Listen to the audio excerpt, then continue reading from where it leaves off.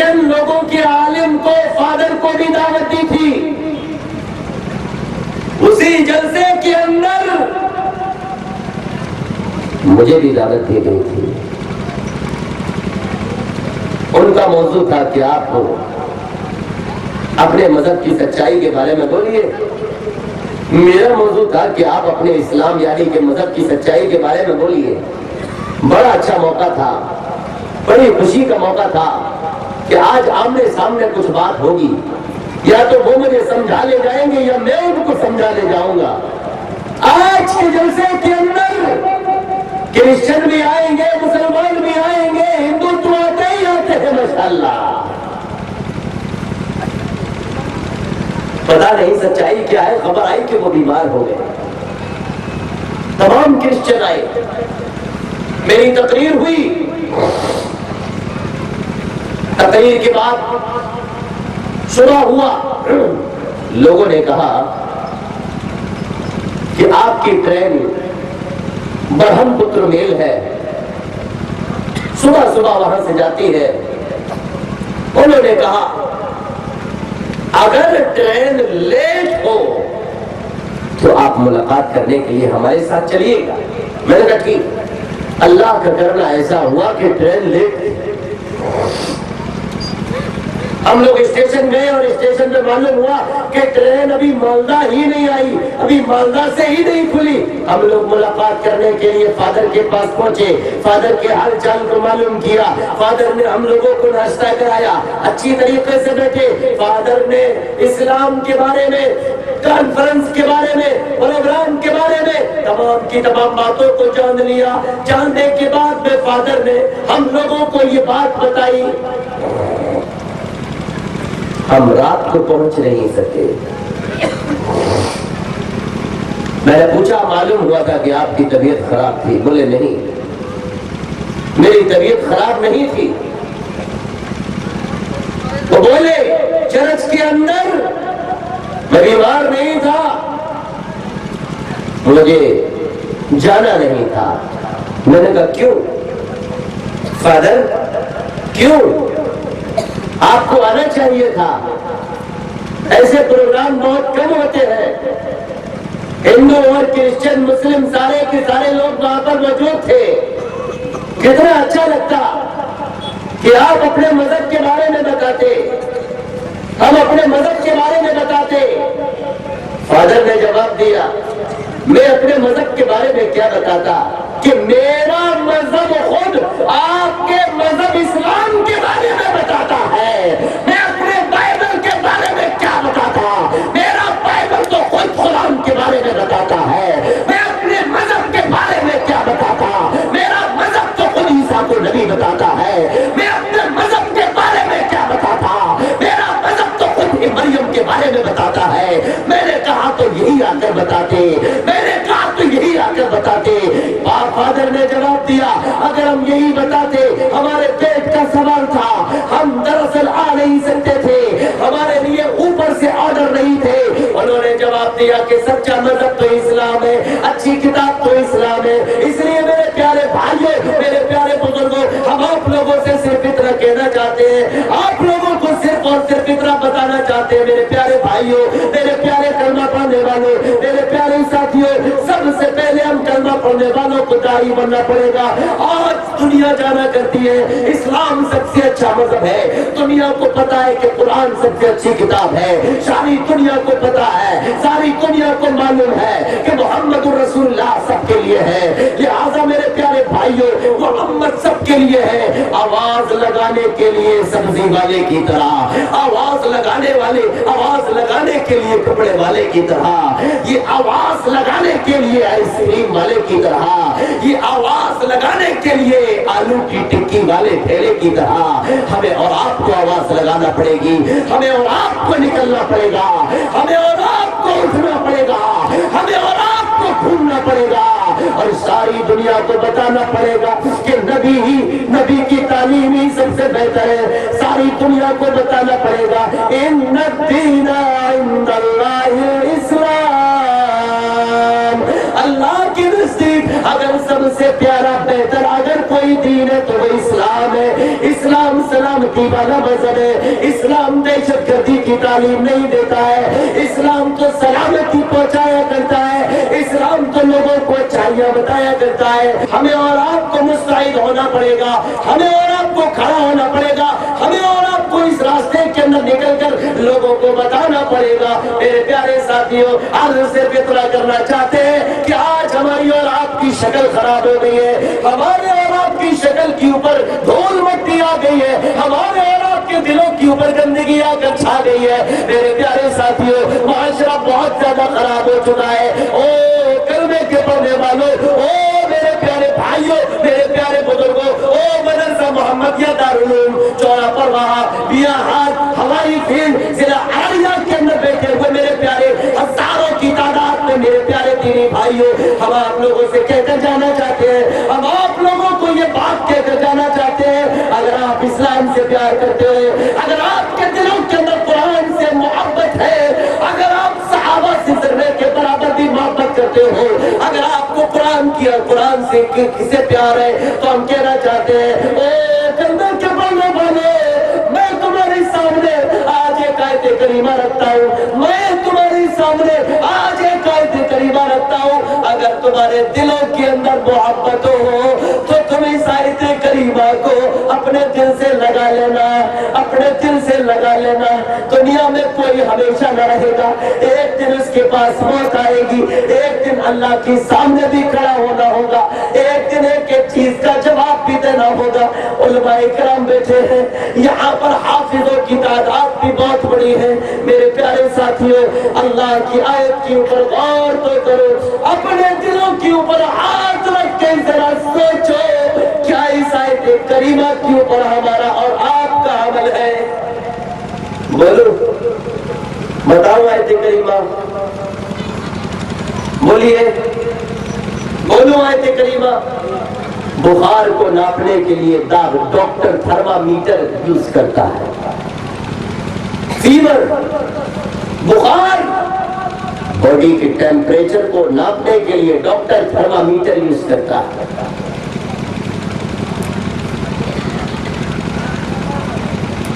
ایمان کو ناپنے کے لیے ہمیں اور آپ کو بھی ایک تھرمامیٹر اللہ تعالیٰ نے قرآن کے اندر دیا ہے. تھرمامیٹر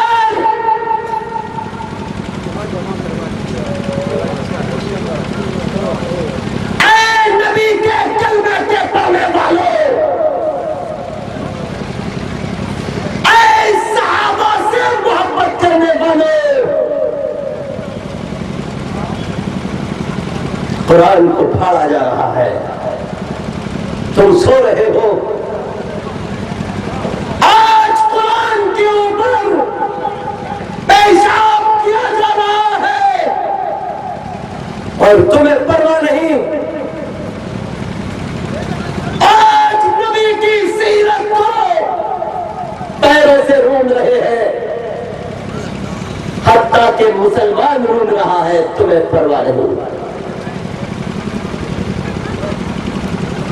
اندازہ لگائیے کیا ہوگا اس سماج کا, کیا ہوگا اس معاشرے کا. غور و تدبر کرو, غور و فکر کرو, اس معاشرے کا کیا ہوگا.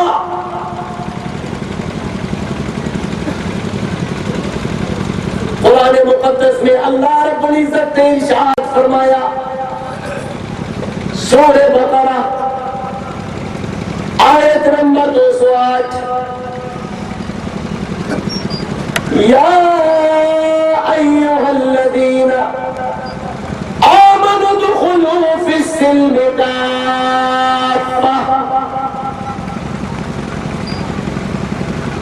صحابہ کے رونگٹے کھڑے ہو جاتے تھے قرآن کی آواز تلاوت کو جیسے ہی کانوں کے اندر بات پہنچتی تھی, رونگٹے کھڑے ہو جاتے تھے. آج ہم نے اور آپ نے اسلام کی باتوں کو آگے پہنچانا بند کر دیا. آج مسلمانوں نے لوگوں کو اسلام کی باتیں آگے تک پہنچانا بند کر دیا، حتیٰ کہ لوگ خود اسلام کی باتوں کے اوپر عمل کرنا چھوڑ بیٹھے۔ اللہ نے قرآن کے اندر فرمایا، اے ایمان والو ادخلوا فی السلم کافہ، اسلام کے اندر پورے کے پورے تم داخل ہو جاؤ۔ وَلَا تَتَّبِعُوا خُطُوَاتِ الشَّيْطَانِ، اور شیطان کی اتباع نہ کرو، إِنَّهُ لَكُمْ عَدُوٌّ مُّبِينٌ، کیونکہ شیطان تمہارا کھلا ہوا دشمن ہے۔ دشمن ہے، ہمیں اور آپ کو پتا ہے شیطان ہمارا کھلا ہوا دشمن ہے، ہمیں اور آپ کو اس دنیا کے اندر برباد کرنے میں لگا ہوا ہے، اور شیطان نے اس دنیا کے اندر ہمیں اور آپ کو بالکل سے برباد کر کے رکھ دیا، ہمیں اور آپ کو اس دنیا کے اندر تباہ کر کے رکھ دیا۔ اندازہ لگائیے، غور و تدبر تو کیجئے میرے پیارے بھائیوں، میرے پیارے بزرگوں، اس شیطان نے ہمیں اور آپ کو دنیا میں تباہ کر کے رکھ دیا۔ مخدرات، شیطان کتنا پیچھے پڑا۔ مخدرات، ایک عربی اخبار ہے، مخدرات کے اندر ایک خبر چھپی، حضرت مولانا غازی عزیر صاحب نے اپنی کتاب کے اندر اس کو لکھا ہے، او کلمہ کے پڑھنے والے تم بھی ذرا دیکھو۔ غازی عزیر نے اپنی کتاب شیخ غازی عزیر نے اپنی کتاب کے اندر لکھا، دہلی کے اندر دار الکتب الاسلامیہ سے اس کتاب کو اردو کے اندر چھاپا گیا۔ کیا لکھا؟ المخدرات اخبار کے اندر کیا خبر لکھی ہے؟ آدمی دہل جائے گا، کانپ جائے گا۔ لکھا ہوا ہے اس کے اندر، عدالت لگی ہوئی تھی، پھانسی لگانے والوں کو پھانسی دی جا رہی تھی۔ ہندوستان کے اندر سینٹرل گورنمنٹ کو دیکھیے،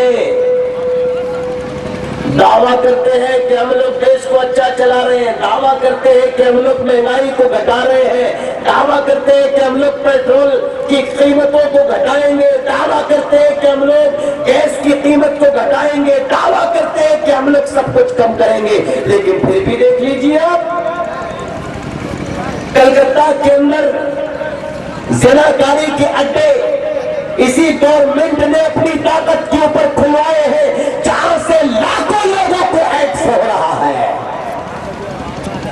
او کلمے کے پڑھنے والے، پورنیا کے اندر دیکھو، طوائفوں کا اڈا، جہاں پر جسم فروشی کا دھندا چل رہا ہے۔ ہم کہنا چاہیں گے علماء کو، سارے کے سارے لوگوں کو کہنا چاہیں گے، ڈی ایم کو پورنیا کے اندر، ارریہ کے ڈی ایم کو، آپ لوگ میمورینڈم کی شکل میں دو، آپ لوگ ایپلیکیشن دو کہ پورنیا کے طوائف خانے کو بند کرایا جائے۔ کلکتہ والے بھی اسی کام کو کریں، جہاں جہاں پر عزت فروشی کا دھندا، جہاں جہاں پر زناکاری کا دھندا چل رہا ہے، وہاں پر اس کے خاتمے کے لیے کام کرو۔ میرے پیارے بھائیو، سماج بگڑ رہا ہے پر مسلمان کو پرواہ نہیں۔ میرے پیر کے اندر سانپ کاٹ رہا ہے لیکن ہمیں پرواہ نہیں۔ میرے پیٹھ کے اندر چوٹ لگ گئی ہے لیکن ہمیں پرواہ نہیں۔ ہماری مثال تو اس بڑوت کی طریقے سے، ہماری مثال تو اس قتل کی طریقے سے کہ میرے سر سے خون نکل رہا ہے، میرے چہرے کے اوپر بہ رہا ہے لیکن ہمیں پرواہ نہیں۔ ہمیں آدمی مورخ کہے گا، ہمیں پاگل کہے گا کہ اس آدمی کے سر میں چوٹ ہے لیکن پھر بھی ڈاکٹر کے پاس نہیں جاتا۔ کہیں پاگل تو نہیں؟ اس آدمی کی پیٹھ میں خون نکل رہا ہے لیکن بازار کے اندر گھوم رہا ہے، کہیں پاگل تو نہیں؟ اس آدمی کے پیر کے اندر لیٹرین لگی ہوئی ہے، اس آدمی کے جوتے کے اندر لیٹرین لگی ہوئی ہے، لیکن پھر بھی چل رہا ہے، پھر بھی ہر جگہ پر آ رہا ہے جا رہا ہے، اس کو لوگوں نے بتا بھی دیا پھر بھی صاف نہیں کرتا ہے، تو لگتا ہے پاگل تو نہیں ہے۔ ہماری مثال بھی کچھ اسی طریقے سے ہے۔ معاشرہ خراب ہو رہا ہے، سماج کے اندر بدبو ہے، لیکن ہم اس بدبو کو مٹاتے نہیں ہیں، ان کو ہٹاتے نہیں ہیں۔ ہے کوئی نوجوان، ہے کوئی اللہ والا، ہے کوئی نبی سے پیار کرنے والا کہ جو ان زناکاری کے اڈوں کے خلاف گورنمنٹ کو لیٹر لکھے؟ ہے کوئی تاڑی پینے والوں کے خلاف؟ ہے کوئی شراب پینے والوں کے خلاف؟ نہیں ہے۔ یہی شرم کا موقع ہے، یہی شرم کا موقع ہے۔ مخدرات کے اندر لکھا ہوا ہے، عدالت لگ چکی ہے، فیصلہ ہونے والا ہے، فیصلہ۔ مسلمانوں کے اندر جب کوئی گناہ کا کام کرتا ہے، اس کو اگر چوری کرتا ہے فوراً اس کے ہاتھ کاٹے جاتے ہیں تاکہ کوئی دوسرا چوری کرنے کی ہمت نہ کرے۔ جب کوئی زنا کرتا ہے فوراً اس کو سزا دی جاتی ہے تاکہ دوبارہ سے کوئی بلاکار نہ کرے۔ اندازہ لگائیے اخبار کے اندر کیا لکھا ہے؟ عدالت لگی ہوئی ہے، ایک آدمی کو پھانسی ہونے والی ہے، پھانسی ہو گئی، تھوڑی دیر کے بعد میں پھر ایک آدمی کو پھانسی ہونے والی ہے۔ عدالت کے اندر تمام کے تمام لوگ موجود ہیں، قاضی کرسی کے اوپر فیصلہ کرنے والا کرسی کے اوپر بیٹھا ہوا ہے، ان قریب پھانسی کا وقت آنے والا ہے۔